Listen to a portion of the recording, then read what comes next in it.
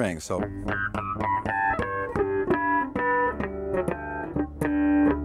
they're everywhere. So this is just an easy way to get them down here without having to reposition your hand too much. Sometimes if I have to double the guitar part or do something along with the guitar that the bass will be too much for, I'll do it as a harmonic.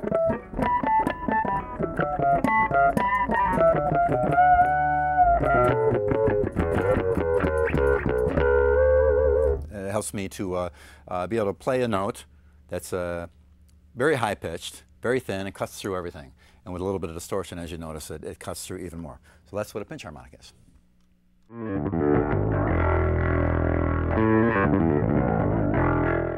Here's a technique I actually got from piano players, oddly enough. I encourage bass players to listen to all kinds of musicians, not just bass players, especially drummers, but piano players in particular. I stole this from. Basically, you see a piano player play an octave where they set their fingers an octave apart, so the low and high note, and they can bounce up and down the piano, play melody lines, and move around like that. So what I do is I basically do the same thing. There's the high C, there's the octave. So when I play them both together, I have my fingers kind of locked together so that this thing stays in the same position. If it moves, I'll miss and hit the wrong note. And then I'll do the same thing down here. C, C again, and then play some rudimentary drum thing. You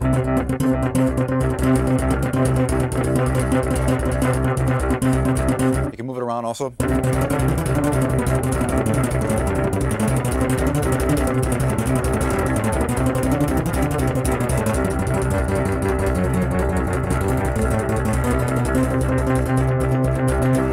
Which may or may not be of value to you, unless you're in the middle of a song and you've been playing it for a long time and the only note you can play is the G. A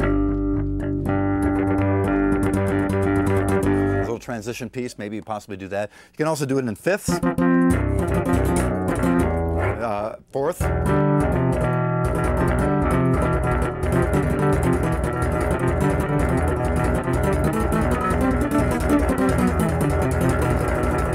or any interval you can imagine. Learn some drum rudiments from your drummer. Always, I encourage bass players to learn as much as they can about drums, but learn a few drum rudiments. You can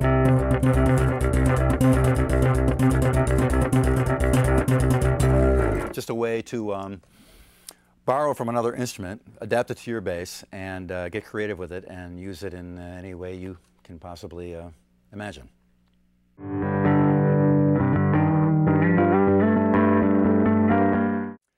I often get a question about who my influences are because of this oddball bunch of techniques I came up with here. Who could have possibly influenced that? But actually there have been a lot of influences that I would like to pay tribute to. I get this question a lot, so that's why I wanted to address it.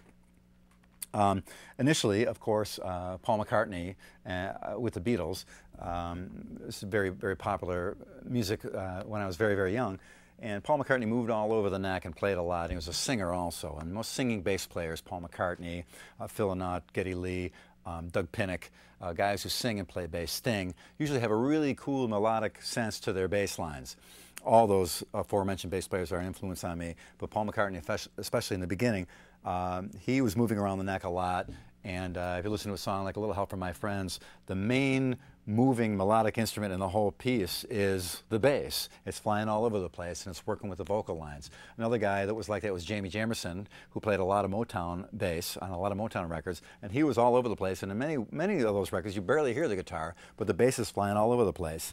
And it was a good precursor to what we have now as drum and bass music.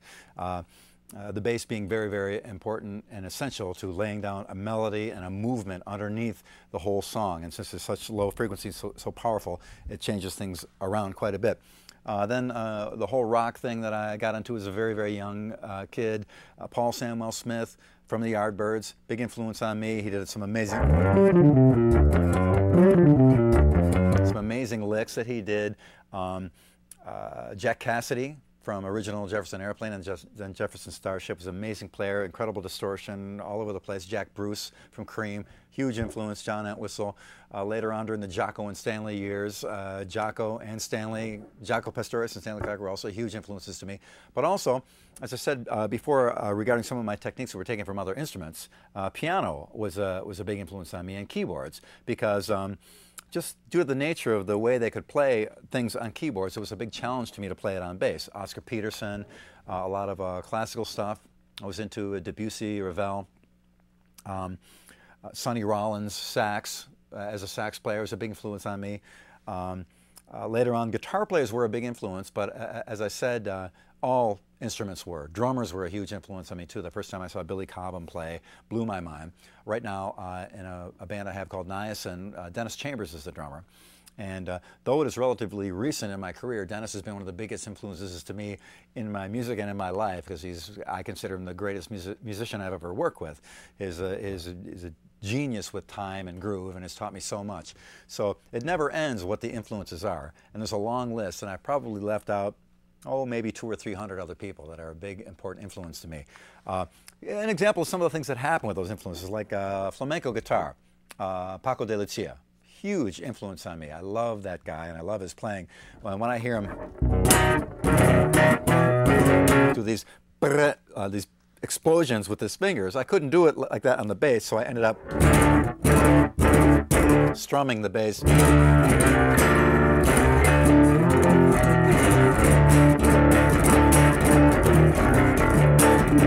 I can't strum it like he strums it, but I can strum it in a way to mimic it.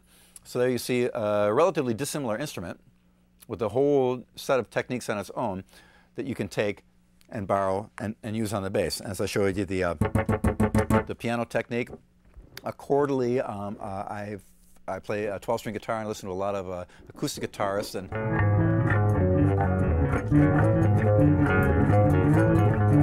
try to get that note in there at some point. If I can arpeggiate.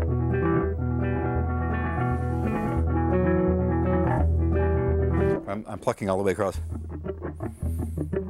Kind of a guitar technique, and it actually, believe it or not, it's a little bit of a harp technique too, a stand-up harp. I've seen some harp players play, and they have all these techniques that are very similar, and they have some similar approaches to it. So the lesson here is let everything be an influence, as long as it's a good one, and you can learn something from every instrument and every style of music. So I encourage people to drop the barriers, or remove the blinders, and not just listen to the one type of music that you love, but try to get into a lot of different styles. It's helped me in my playing a lot to be into many different things, from Motown to Sinatra to super ultra heavy death metal to fusion, or you name it. All those things helped me in some way musically, and all those things were an influence on me as a player.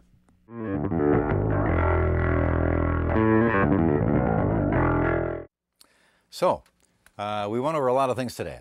A couple of fine points about the bass, the amp, how it works together, how over the years I've made this kind of symbiotic relationship between the two, how they affect me, how they affect my hands. Then I illustrated some licks to show how all that stuff works together in one unified equation to come up with some bass stuff, and explain some influences as far as where it came from. So we covered a lot. I just want to say in conclusion that this is a very proprietary thing. In other words, very fine-tuned to me, myself, my character, my personality, and playing style. And so it may not necessarily reflect what you are into, or what you want to do, or what you play. And of course, you don't necessarily want to play what I do, because you're an individual yourself and should have your own style, and you will eventually, I'm sure.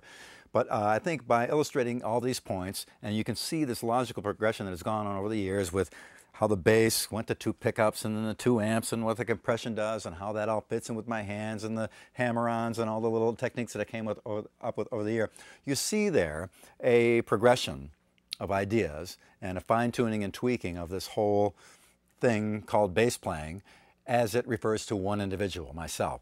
Now, take that same set of steps, those same equations, not with the same component parts, of course, because it's you and not me.